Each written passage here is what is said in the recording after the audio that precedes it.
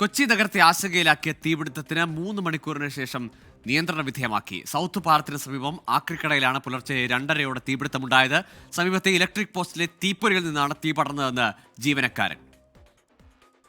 ഈ വയർ രാത്രി സ്പാർക്ക് ചെയ്യുന്ന ഞങ്ങൾ കണ്ടായിരുന്നു. അപ്പോൾ ഞങ്ങൾ ശ്രദ്ധിക്കേണ്ടതെന്ന് വെച്ച് കഴിഞ്ഞാൽ സാധാരണഗതിക്ക് പോസ്റ്റിലൊക്കെ സ്പാർക്ക് ഉണ്ടാവുമല്ലോ, മഴയൊക്കെ പെയ്യുമല്ലേ, അപ്പോൾ അതാണെന്നൊരു ധാരണ ഇരുന്നത്. പക്ഷേ സംഗതി അതല്ലായിരുന്നു. ഇത് കത്തി ഉരുകി പ്ലാസ്റ്റിക് ഷീറ്റിൻ്റെ മേളിൽ വീണ് അവിടെ നിന്ന് കത്തി കയറിയായിരുന്നു. അങ്ങനെയാണല്ലേ നേരം വിളിച്ചപ്പോഴത് മനസ്സിലാവുന്നത്.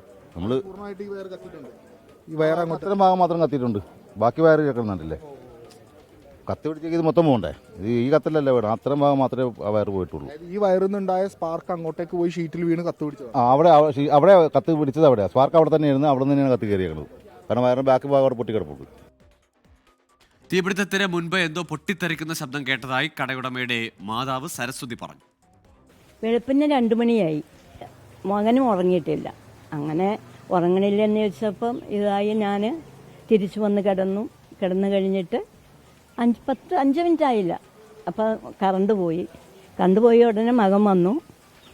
മകന് അമ്മ ഇതേ തീ പിടിക്കണു വാന്നും പറഞ്ഞ് കൊണ്ടുപോയി ആ സൊസൈറ്റിയുടെ അവിടെ കൊണ്ട് ഇരുത്തി. അതുകൊണ്ട് കത്തി പടന്നു കഴിഞ്ഞു.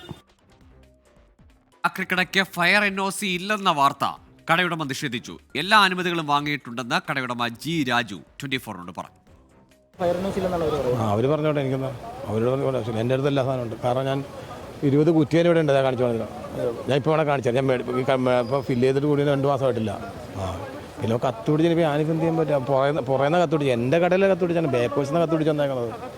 അതാണ് പറയുന്നത്. അവിടെ എന്താണ് സൗണ്ട് കേൾക്കുന്ന അവർ പറയണ്ടേ, ഏറ്റവും പറമ്പിന്ന് എന്താണ് സൗണ്ട് കേട്ടെന്ന് പറഞ്ഞാൽ വയറ് മേളിൽ കൂടെ പോയിട്ടുണ്ട്.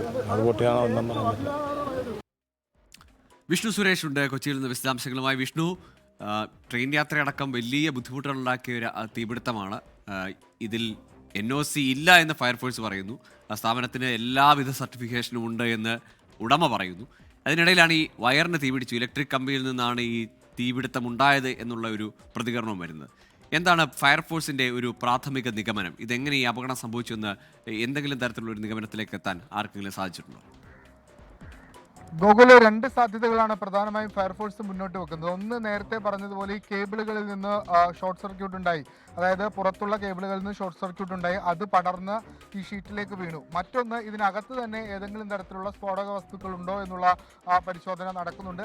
അതിൽ നിന്ന് തീ പടർന്നതാകാം. പ്രത്യേകിച്ച് ഈ ഒഴിഞ്ഞ കന്നാസുകളൊക്കെ അവിടെയുണ്ട്, ഓയിൽ കണ്ടന്റുള്ള കന്നാസുകളൊക്കെ ഉണ്ട്. അതിലേക്ക് തീ പടർന്നത് വലിയ പ്രതിസന്ധി ഉണ്ടാക്കി എന്നൊരു വിലയിരുത്തലും ഫയർഫോഴ്സിനുണ്ട്. ഇത് രണ്ടിലും വ്യക്തത വരണമെങ്കിൽ ഫോറൻസിക് പരിശോധനാ ഫലം കൂടി വരേണ്ടതുണ്ട്. അതിനുശേഷമായിരിക്കും എങ്ങനെയാണ് തീ പടർന്നത് എന്ന കാര്യത്തിൽ അന്തിമ നിഗമനത്തിലേക്ക് എത്തുക. മറ്റൊരു പ്രധാനപ്പെട്ട വിഷയം ഫയർഫോഴ്സ് ഉയർത്തുന്ന NOCയുമായി ബന്ധപ്പെട്ടാണ്. ഈ കടക്ക് ഫയർ NOC ഇല്ലായിരുന്നു എന്നാണ് നിലവിൽ ഫയർഫോഴ്സ് പറയുന്നത്. പക്ഷേ അത് കടയുടമ പൂർണ്ണമായും നിഷേധിക്കുന്നുണ്ട്. താൻ ഈ അടുത്ത് പോലും ഫയർ NOC എടുത്തു എന്നുള്ളതാണ് കടയുടമ പറയുന്നത്. അതിലും ഒരു വ്യക്തത ഇനി വരാനുണ്ട്.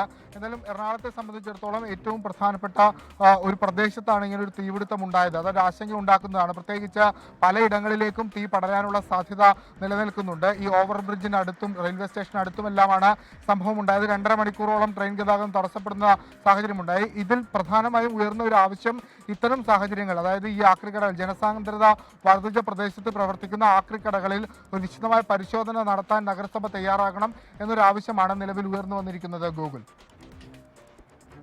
വിഷ്ണു, ഈ ഫയർ NOC സംബന്ധിച്ച് ഈ 2 അഭിപ്രായങ്ങൾ നിൽക്കുമ്പോൾ ഈ ലൈൻ കമ്പിയിൽ നിന്നാണോ അല്ലെങ്കിൽ KSEBയുടെ അധീനതയിലുള്ള ലൈനിൽ നിന്നാണോ ഈ സ്പാർക്ക് ഉണ്ടായതും താഴെ വീണതും, അതല്ല മറ്റെന്തെങ്കിലും കേബിൾ വേറെ ഏതെങ്കിലും ഏജൻസികളുടെ ലൈനിൽ നിന്നാണോ ഈ തീ ഉണ്ടായിരിക്കുന്നത്? ഗൂഗിൾ പുറത്തു നിന്നുള്ള ഒരു സ്പാർക്കിനുള്ള സാധ്യത അത് വളരെ തുച്ഛമാണ്. അങ്ങനെ ഒരു ആരോപണം കടയുടമ ഉന്നയിക്കുന്നുണ്ട് എങ്കിൽ പോലും അത് അത്ര കാര്യമായി ഗവനിക്കപ്പെടുന്നില്ല. പക്ഷേ പോലീസ് അതുകൂടി പരിശോധിക്കുന്നുണ്ട്. കേസെടുത്ത് തന്നെ അന്വേഷിക്കാനാണ് തീരുമാനം. ഫയർ ആക്ട് പ്രകാരം കേസെടുക്കുകയും അന്വേഷിക്കുകയും ചെയ്യുമെന്നാണ് പോലീസ് വ്യക്തമാക്കുന്നത്. മറ്റ് പ്രധാനമായും ഫയർഫോഴ്സ് പറയുന്നത് ഇത് വയറിൽ നിന്നുള്ള ഷോർട്ട് സർക്യൂട്ട് മൂലമുണ്ടായ തീപിടുത്തം അങ്ങനെ തന്നെയാണ്. അതിൽ കൂടുതൽ വ്യക്തത വരണമെങ്കിൽ ഫോറൻസിക് പരിശോധനാ ഫലം വരണം. അന്ന് വൈകിട്ടോടുകൂടിയാണ് ഫോറൻസിക് ഫോറൻസിക് പരിശോധന ആരംഭിക്കുക. അതിനുശേഷമായിരിക്കും ഒരു നിഗമനത്തിലേക്ക് എത്തുക. ഈ ഷോർട്ട് സർക്യൂട്ട് തന്നെ എന്നാണ് നമ്മൾ മനസ്സിലാക്കുന്നത്. പ്രത്യേകിച്ച് ഈ കടയോട് ചേർന്ന് നിരവധി വയറുകൾ കിടപ്പുണ്ട്. അന്ന് വൈകിട്ട് അവിടെ സ്പാർക്ക് ഉണ്ടായതായി ആ കടയിലെ ജീവനക്കാരൻ പറഞ്ഞിരുന്നു. ആ സ്പാർക്ക് പിന്നീട് വൈകിട്ടോടുകൂടി മൂർച്ഛിച്ച് അത് ഈ ഷീറ്റിലേക്ക് വീഴുകയും പിന്നീട് വലിയ തീപിടുത്തമായി എന്നുള്ളതാണ് ഒരു പ്രാഥമിക വിലയിരുത്തലായി നമുക്ക് ഈ ഘട്ടത്തിൽ പറയാനാകുക. ഗൂഗിൾ. ശരി, വിഷ്ണു സുരേഷാണ് വിവരങ്ങൾ നൽകിയത്. എറണാകുളത്ത് ഇന്ന് പുലർച്ചെ ഉണ്ടായ ആക്രിക്കടയിലെ തീപിടുത്തം അത് ട്രെയിൻ ഗതാഗതമടക്കം മണിക്കൂറുകൾ തടസ്സപ്പെടുന്ന നിലയിലേക്ക് പോയി.